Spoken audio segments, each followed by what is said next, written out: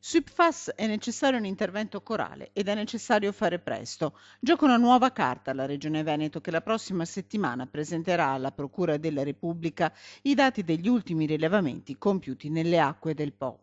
I risultati sono tristemente noti. Presenza di PFAS nelle acque in quantità di 100 volte superiori a quelle riscontrate nelle zone inquinate della provincia di Vicenza per il C604, PFAS di nuova generazione, quantità di quasi 2000 volte superiori.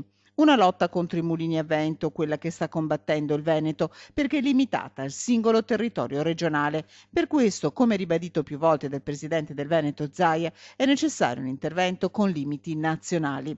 Di pochi giorni fa l'allarme inviato a tutte le regioni lungo l'asta del Po, adesso la richiesta di un intervento da parte della magistratura. È nostro preciso dovere, puntualizza il commissario delegato Nicola Dell'Acqua, perché nessuno minimizza quanto è accaduto, ma non ci si può bendare gli occhi davanti a ulteriori tipi di inquinamento.